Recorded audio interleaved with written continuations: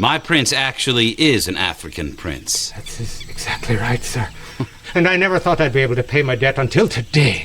Sir, I am here to ask for the release of Abdul Rahman into my care. I'm sorry, sir.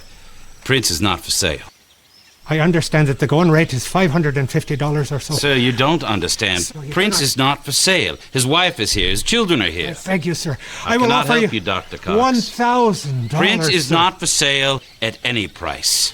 But, sir... Good day to you, sir. It did become the talk of the town, and I suppose in some sense that it made Foster feel like he was the man who controlled a prince. I believe Thomas Foster rejected the offer because Abdul Rahman had simply made himself indispensable on the Foster farm. Despite the cheer of the family, the confidence Foster had in him, and the friendship of Dr. Cox, he paid a very, very hard price for his accommodations. Foster prospered. His property expanded dramatically to 1,700 acres. 40 adult Africans now worked the plantation from sunup to sundown, making him richer with each season. Dr. Cox continued to seek Abdul Rahman's freedom, but Foster flatly refused. When Cox died in 1816, his son took up the cause, but Foster stood firm.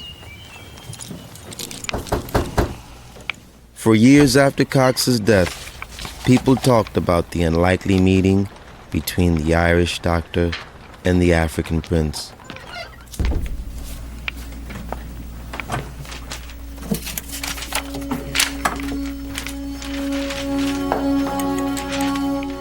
This notoriety opened doors to Abdul Rahman that were closed to most black men.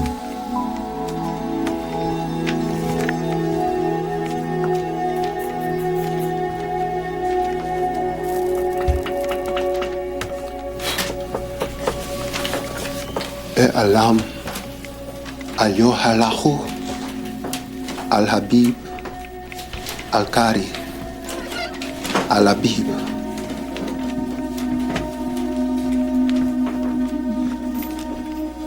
Show me what you just read. Alam Al-Yohalahu Al-Habib. And where did you learn to read Arabic? I learned as a boy in Timbo, in Timbuktu. At home, we spent much of our time devoted to studying the rites of prayer and to the Quran. We learned geography, astronomy, calculations, and the languages of the nations we traded with.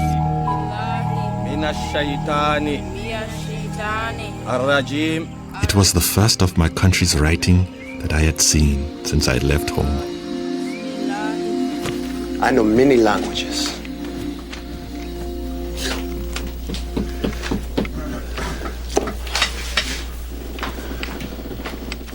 I told Colonel Marshak that I wanted to write a letter home, and did he know how to send it? Andrew Marshak had recently arrived from New York State. He brought Natchez its first printing press and became its first newspaper publisher. Marshak had a nose for a good story and began printing articles that sometimes embellished and stretched the facts to call national attention to Abdul Rahman's plight. He was a colorful personality, perhaps not an intellectual, but he was a friendly, open, genuine person, and usually spoke first and thought later. Prince is really a most extraordinary man. Born to a kingdom, well educated, he was faithful, honest, humble, and industrious. I do not look upon Prince or Abdul Rahman as a mere biped slave, but as a dignified captive, a man born to command, unjustly deprived of his liberty. 6 years passed and Abdul Rahman never wrote to his family in Fort Jalon. A shameful scandal on the plantation would finally motivate him. Thomas Foster Jr., we command and strictly enjoin you to answer to a bill proffered against you for keeping the basest company of habits and temperance. Thomas Foster had a son, Thomas Foster Jr. He married well to the daughter of a local minister, but soon grew cold and indifferent to her, and she discovered why. Going around the quarters, she caught her husband, Thomas Foster Jr., in bed with a slave woman named Susie. Remarkably enough, it seems that this woman was the daughter of Abdul Rahman. He began to see the future, and the future was what was going to happen when Thomas Foster died, and his children were going to be divided among Foster's children. And all that he had worked for in terms of stability and position for his family within that limited society was all going to be torn apart. Maybe writing a letter home doesn't solve that problem immediately, but it was a protest, the strongest he could take, perhaps, against the situation on the plantation. Natchez, Mississippi. The enclosed letter in Arabic was written in my presence by a venerable old slave named Prince. The object of his letter is to make inquiry after his relations with the hope of joining them.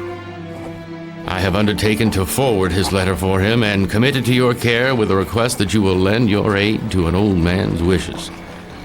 I am, sir, your servant, Andrew Marshak. January 12, 1828, Washington, D.C. Sir, your letters have been received. The President is obliged by your attention to the subject of the Moorish slave now in the possession of Mr. Foster, the object of the President being to restore Prince, the slave, to his family and country, for the purpose of making favorable impressions in behalf of the United States. Henry Clay, Secretary of State.